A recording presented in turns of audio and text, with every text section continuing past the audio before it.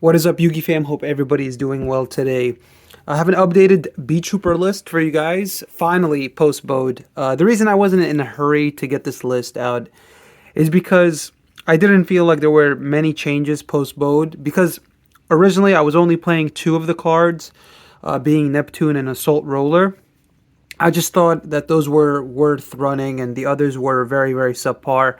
But I decided to give the new stuff a chance, and to be fair, I do like it. I like Flapper as a great follow up. It recycles your resources back to hand, so that way you can use them next turn. And there's some cards that you can use the same turn, such as Neptune and Assault Roller, because they're inherent summons. So even if you add them back off Flapper, you could still special summon both of them, which is pretty cool.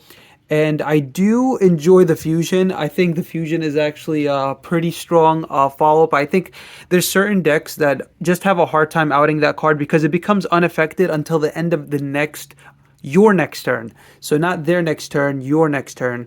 So that means it'll be unaffected during the turn you summon the fusion, during your opponent's turn, and during your following turn, it'll still be unaffected. And that reborn effect is actually pretty awesome, that you can just revive your insects back. And it's 4K. I'm also running one of the tokens, so you'll see the list. So let's get right into it. I mean, I love the deck. Again, I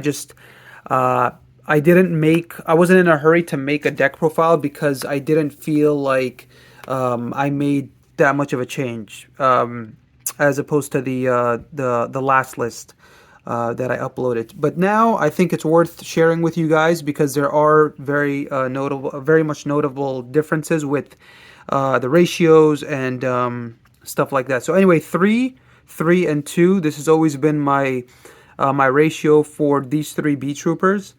I think 2 is necessary for Sting Lancer because you search one to use as a disruption during your opponent's turn, and then you want to have one for Atlas because Atlas summons it from the deck, and then you search the counter trap. So you want to have access to two copies, one to search off the Resonance Insect to use as a disruption, and then one to search the counter trap. And then obviously you want to max out on your one of the best extenders, being Beetrooper Scale Bomber. Just helps you chain block. And that Ghost Ogre effect is actually pretty nice because people don't expect it. So you could just leave this on field or revive it back with Seraphim and then use it as an additional disruption. And then obviously you have your 3 Scout Buggy for your normal summon. 1 Assault Roller, and then we have the 1 Flapper and then 1 Neptune. So Assault Roller is actually, it's a really cool card, right? I feel like these cards are cool. They're not like broken, obviously, by any means, because Assault Roller, when it was revealed, it was, everybody looked at it as just another copy of the Aztec, which is to banish any insect and then summon, and that's pretty much it. And in most cases, that's what it does. But then you have these really rare situations where you're so happy that it had that secondary effect, where if it's destroyed by battle, you can just search any Beetrooper monster.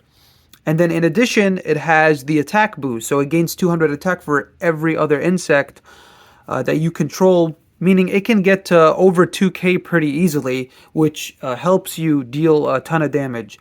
And then obviously you have the Flapper. I think Flapper's pretty cool because it can add any one of these cards back to hand. And in some situations, Flapper can also recycle back your banished Beetrooper extra deck monsters, which Neptune can't do. So Flapper sort of fixes that issue. It's not really an issue, but it just sucks that Neptune can't shuffle back extra deck insects. But Flapper can at least take care of the Beetrooper links and shuffle them back, which is nice. And yeah, I think that's all. Oh, and also again with Flapper, he's just a bit more. He's pretty. When you think about it, he's pretty strong. He's actually a very strong follow-up because you you could add back like Sting Lancer for a disruption, an additional disruption during the following turn. And then you could also add back Scale Bomber to serve as a nice follow-up, as a great extender. And then again, if you add these back, you could still summon them because they're inherent summons. They don't activate. Flapper just stops the activated effects. So moving on to the Battle Wasp engine. My favorite engine. This is my favorite card. My favorite starter in the main deck. Because it's a tuner. It can you could make Hulk and you could link climb. It's a negate, a monster negate, like an infinite impermanence negate, where you tribute another insect, target a monster your opponent controls, negate its effects, which is part of your end board. Like it's part of your full end board. Is to revive this guy during the opponent's turn and then get the search and then have that negate on board. And then we have the 3 bullseye and we have the 2 twin bow.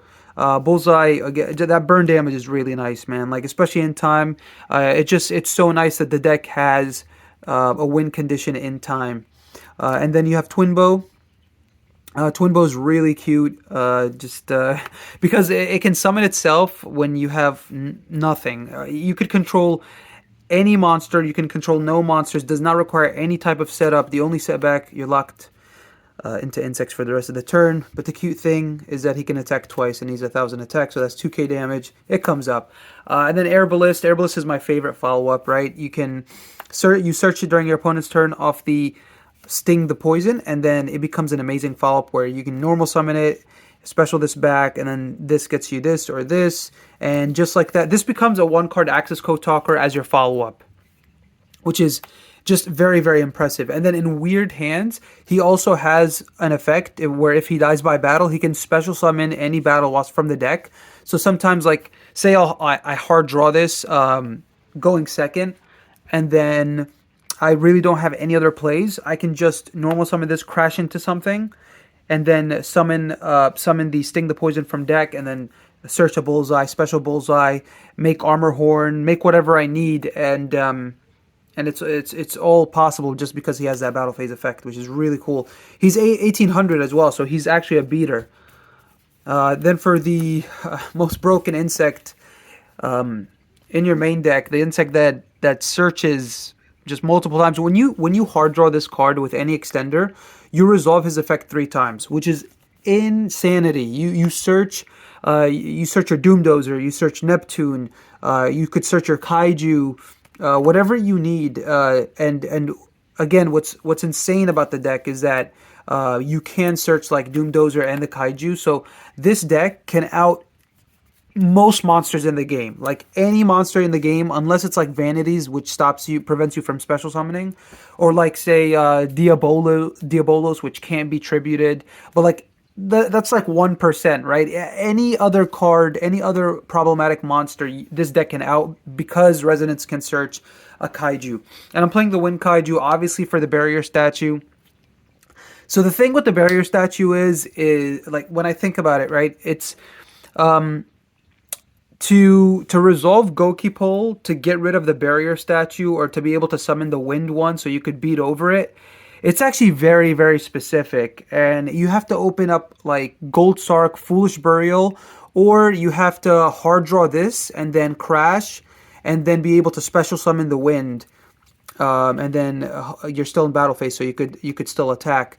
But that's not, I don't feel like that's, I mean, I don't have the Wind copy. I would play it, to be honest with you. I just don't have it.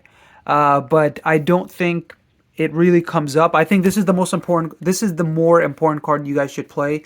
Definitely the Wind Kaiju, because when you if they stop, like say if they stop the battle phase, or if they stop you from attacking with this guy, because they can protect it by battle with the spell. If they play the spell, the Tri-Brigade spell that banishes itself to protect, or when you special summon this, actually no, they can't even bounce it because this is all during damage step. So yeah, if you have the Win one, play it. I just don't feel like it comes up as often as I thought. I think this comes up way more just to be able to like Kaiju the Barrier Statue. But yeah, this card's broken. Yeah, you definitely want to max out 3 copies. So for the hand traps, we have 3 Ash, 2 Droll, and then 3 Imperm. I think so I chose to play Droll because Droll hits the Lyrilusk deck, it hits the Flunder deck, right? So I thought that was worth running, worth having for those decks, just because those decks are pretty problematic, because like you end with the They can end with like Apex, multiple bounces, Utopic, just so many things. And uh, like this is they could play around Nibiru, and this is super high. Like this is low impact against Tri Brigade Leaderlust. This is very low impact.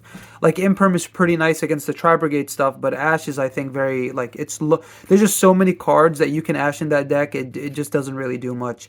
But Droll, I feel like, is a hard counter, and they could still end on something. They just can't end on much.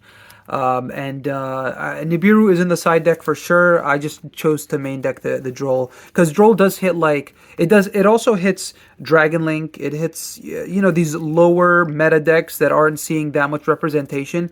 Droll hits those decks really hard, so you just got to keep that stuff in mind. So that now we have two droplets, and then for the one ofs, I'm running one field spell, Beetrooper Formation, one Beetrooper Descent, which is the token. Then on resolution, if you control a 3k insect, you can pop a spell trap your opponent controls, which is definitely nice. It's nice that you have sort of like a main deck out to Mystic Mine at least, or any other floodgate if you control like Atlas. And then we have one copy of the Beetrooper Landing, which is a fusion spell.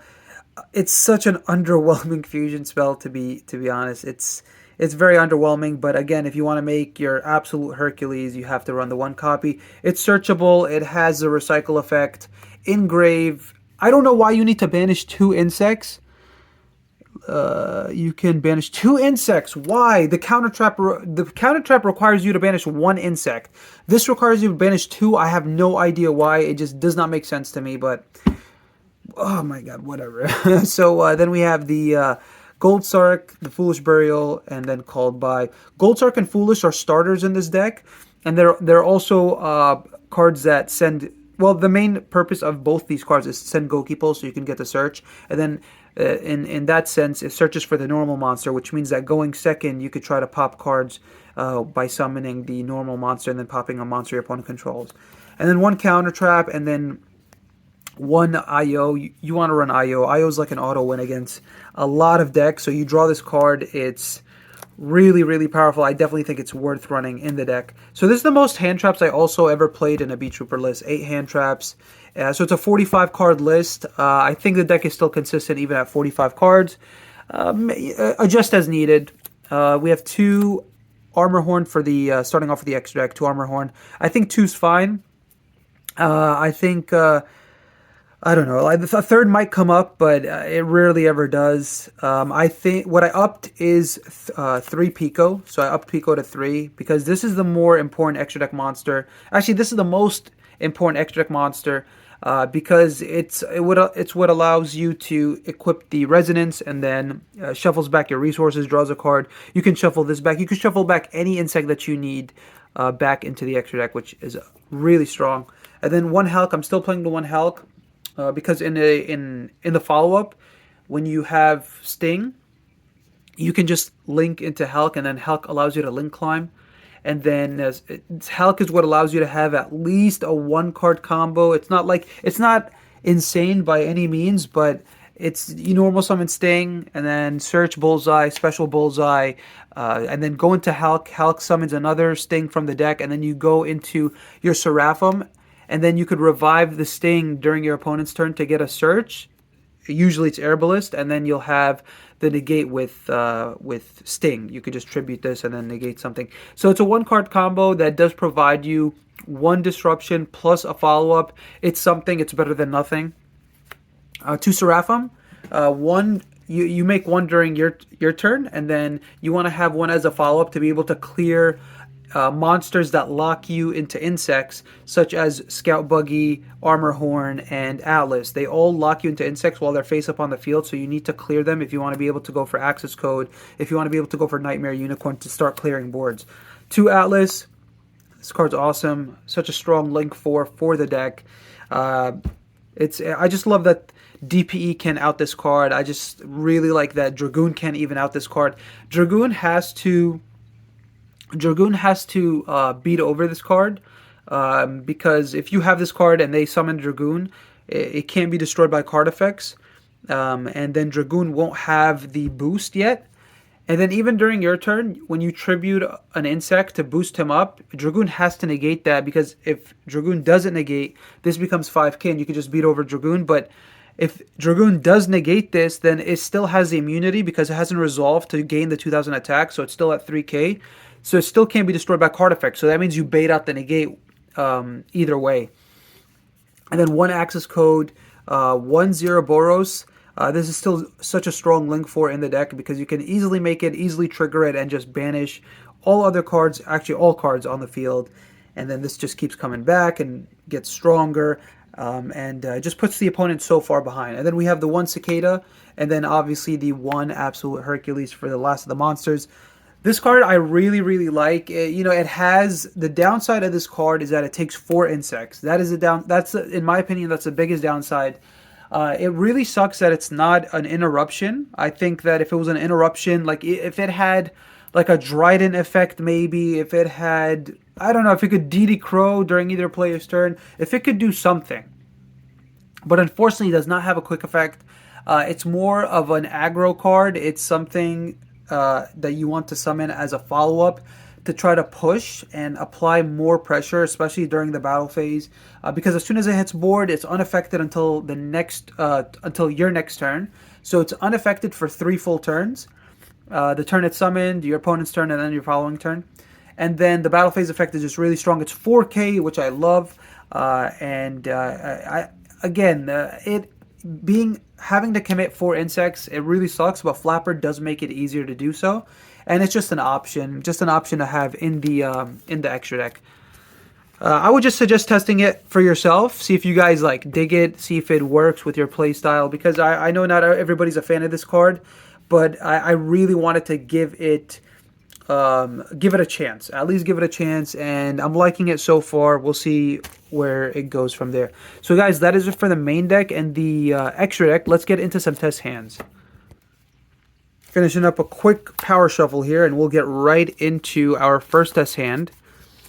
Again, I mean, Beetroopers is definitely one of my favorite decks recently. It can be very, very resilient, and its follow-up game is actually absolutely insane. I still love the really unique interactions this deck has with other decks, just because it doesn't put up any Omni Negates. I mentioned this before, but what it does do is something still very special.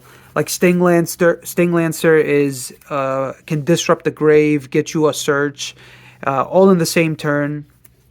So you get really strong follow-up, and yeah, let's just get right into it. So we have a pretty good hand. We have a really good hand. We have 3 extenders and a really good starter. So this hand is really powerful. Plus we have the Ash Blossom as an additional form of disruption. Honestly, Ash Blossom it's still a necessary hand trap in today's meta because it stops Fusion Destiny. It stops Fusion Destiny. If you run into a Shaddoll player, it stops Shaddoll Fusion. That's still a card. It can end a Flunder's turn if you ask like their normal summon and they have no way to have an additional normal. The turn just ends right there. So just you still want to play the card. So anyway, let's get right into this hand. So we're going to start off with the normal summon of Sting the Poison. And then we're going to use the effect, that's Chainlink 1, then Chainlink 2. We're going to activate the Scale Bomber to dodge a potential Ash Blossom or Gamma. And then here, because we drew the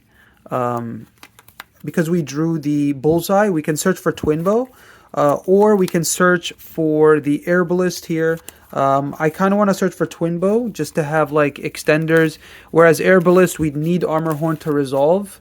So I'm sort of, you want to add this to sort of play around more hand traps. So if your opponent was holding like an Imperm or a Veiler or something like that, you don't want your Armor Horn to get Veilered and then stop playing there. So we're just going to play the hand out though. But obviously, you can't play through multiple hand traps with this hand. So from here we have 2 options. We can either go Armor Horn or we can go we can go straight, we can summon another insect and then go into the Pico, which sometimes I do enjoy doing, just because it plays around Nibiru when you do that. Say like if you, that's one summon, two summon, and then Armor Horn will be three summons, and the additional two insects after that will be 4 and 5. So you get nibbed even before making Pico, which really sucks. But if you do it this way, Pico will be your 4th summon, so you'll still be able to get Resonance Insect on the field. So what I'm going to do is I'm going to activate the effect of Bullseye and then burn for 200. And then right here, I'm just going to go straight into the Pico. Again, I just like to do this as good practice to play around Nib. Because if they do nib after this point, at least we have the search with Resonance. So yeah, just a couple of things to keep in mind. We can't resolve Pico at this point in time because we don't have 3 insects. So what we're going to do here, just go straight into Armor Horn. Okay, so we summon the Armor Horn and then we'll trigger Resonance. And then Resonance will search us the Doom Dozer. We can either search Doom Dozer or we can search the... But again, I feel like in this case you do want to push, or I guess we do have enough extenders. Maybe it's not absolutely necessary to... no, actually this is fine, this is fine. So we're going to be able to search with Resonance again, and you guys will see in a sec. So we're going to summon this, we're going to banish Resonance, and we'll banish a Bullseye, and then we're going to trigger Resonance to send Goki Pole.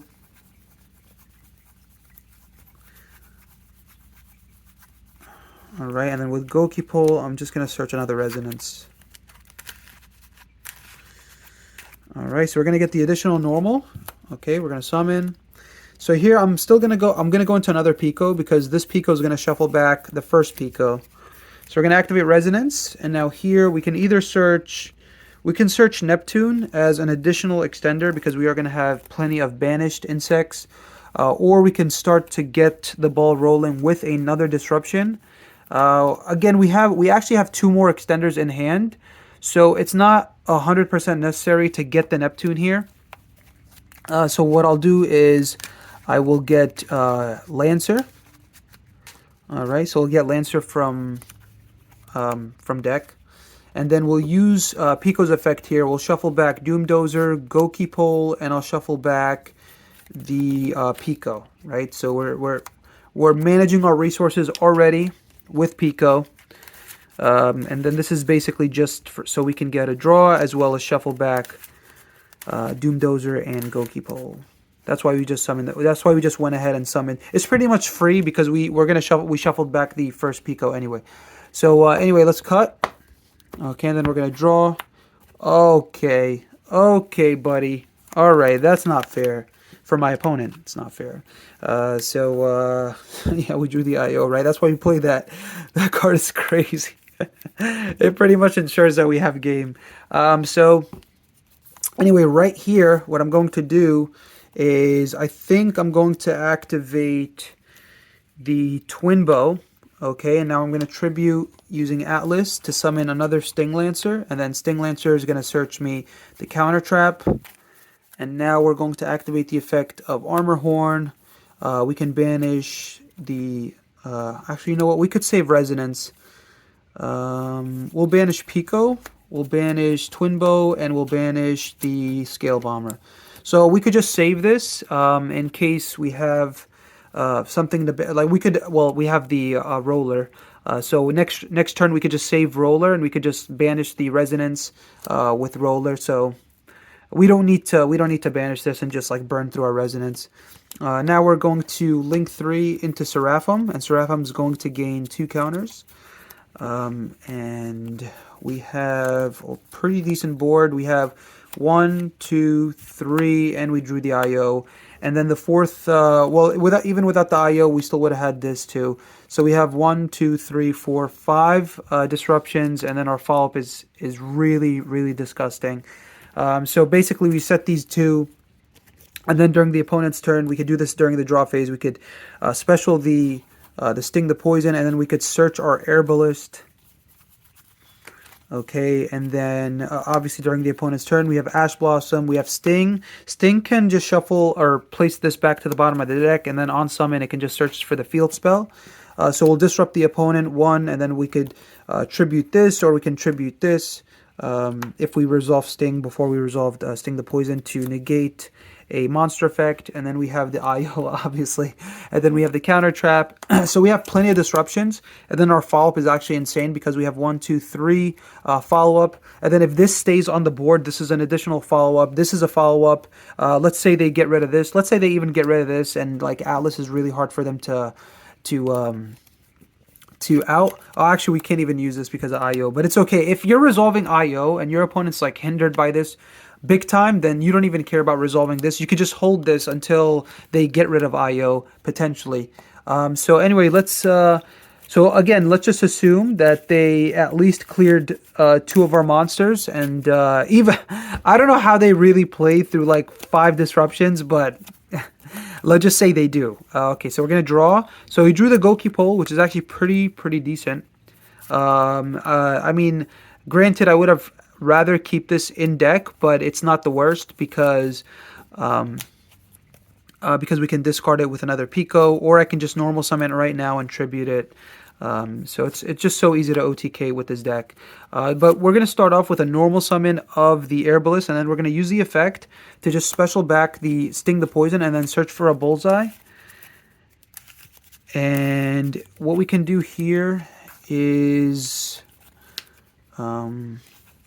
we can go special Bullseye, use the effect, burn, baby, burn. Summon another Pico. We can use Pico's effect here, pitching the Goki pole, and we'll target Sting the Poison. We'll equip another Resonance. Okay, so that way we get the searches. And now we can go Pico effect. We could shuffle. Oh, actually no. Pico Goki pole. Oh my god. So Chainlink 1, Chainlink 2, Goki pole resolves. Summon, pop. So we summon this, and then we pop a monster if they have like anything problematic. And then we go Pico effect, shuffle 3. So we'll go shuffle this, and then we could shuffle Sting. That way we just keep like searching our Stings when we need to, and then we're gonna draw a card. Yeah, if you don't, if your opponent does not OTK you, or at least put up a good amount of disruptions through the board that you built, then you're definitely winning. You're definitely winning. So we draw Called By. Rip spells. It's fine. So now this is equipped. The Resonance is equipped to this. So what we can do here is we have multiple options. We can either tribute this to force this out and then keep the link too, or we can even go Armor Horn here. Like we could summon another Armor Horn, and then that'll trigger the effect of Resonance. And then Resonance here can search Doomdozer, but here what I'm going to do is search Neptune because I want to start getting my resources back. So now we can start to manage our resources. I mean, the opponent is most likely getting OTK'd here, but you should always keep in mind, like at least managing your resources just in case your opponent prevents you from OTKing. So anyway, we have the additional normal with the Armor Horn here. Oh, why did I search? Did I search this? I'm an idiot. I thought it was Neptune. Where's Neptune? Where are you? There you go. Okay, so here we go.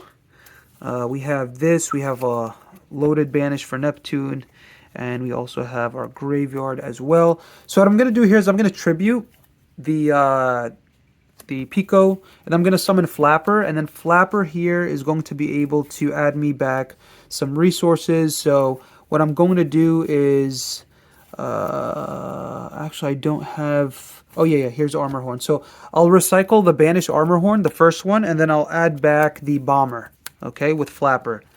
And then what I can do here is, there's just so many options, guys. There's like an insane amount. I don't even need to resolve Armor Horn. So Armor Horn can actually stay in the graveyard, so we can revive it later. And then if, say, like, I don't know, if our opponent like stops us with like a nib or something, we still have a follow-up. So now I'm going to summon a Seraphim. Okay, and basically I'm just getting rid of the two link monsters that are preventing me from summoning anything except insects. And then here I can use the Atlas. I'll shuffle these 3 back and then summon. And then with Flapper and Seraphim, I can just go access code. Okay, and then access can pop. Let's see how many attributes we have. So access code can pop 1, 2, so wind, dark, and then we can even banish the Atlas, I guess, if we need to. So 3 pops, and plus this is 8,300. And then, so again, this is like really crazy because during, say I don't know, say our opponent is playing what's that card, the Battle Fader. All right, say we popped everything and we go into battle phase. We're definitely sure that we have game. We go attack, they go Battle Fader, end the battle phase. That's totally fine because I want you guys to take a look at the follow-up we have. So during the end phase, what we can do here is we can banish an insect to reset the sting. Right, we can banish the insect to reset the sting. We also have Armor Horn to be able to revive back, so we could banish 3, summon this, and then be able to normal summon an additional time. We have the Roller, and we still have the IO. So the follow-up is like really insane. Even if they stop us, like we got rid of all their resources anyway. They had to play through 5 disruptions, turn 0. So again, just an insanely powerful opening hand, and I think that's a pretty decent showcase. So let's do another test hand. All right, test hand number 2. Yeah, that was a great first test hand, man. That was awesome. IO's broken. That was a very sacky draw with Pico, but that's Yu-Gi-Oh! So that was insanely good. I think that hand hit everything. Like, it hits, I think, anything in the game, honestly. And we could have also, now that I think about it, we could have also, we had IO, so we couldn't really search the fusion spell. But it could have been another follow-up. So worst case, if you draw the fusion spell and it's like your first, turn 0, you can always pitch it with Pico, and then it can just like it can recycle itself back during the next turn. So we drew a hand of straight gas, meaning it's all extenders. Unfortunately, no real strong starters. So we didn't draw Scout Buggy or the Sting the Poison. But again, even with this hand, we can combo, which is, it's pretty awesome. Actually, what we can do here is we don't even have to commit our first normal summon. So if we do want to save our normal summon, what we can do here is we can just special the Twin Bow, and then that'll special the Scale Bomber, and then we can special the Bullseye, and then Bullseye effect. Bullseye effect we can burn for 2, and then we can go into our Pico here. Okay, and then Pico effect, I'm going to pitch the Roller, because if I pitch this, I can't get it back. And this is a resource that I can use turn after turn where I can just get this back easily. So target to equip. Alright, and we do have 3 monsters that we can shuffle back, so why not? Let's just get more resources. Maybe we could draw into a really good starter, or just in a hand trap. Anything that can contribute to our end board, we'll happily take. As long as it's not another Bullseye and it's not another Twin Bow. Even if we draw the Roller back, it's totally fine. So let's cut and let's see our draw. Okay, so we have another extender. We have the token generator. It's fine. It's not. It's another extender, so it's something that we can use. We'll go Armor Horn here, and then we'll use the effect of Resonance, and then Resonance here. We'll be able to fetch us the Doom Dozer. Again, this is all without our normal summon, and we don't even have anything. Well, we're going to use the additional normal in a sec.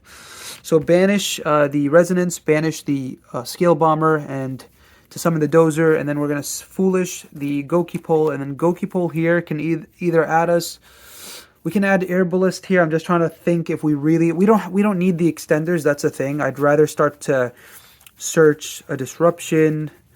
So what I am going to do here is I'm just going to search another resonance and then additional normal with armor horn.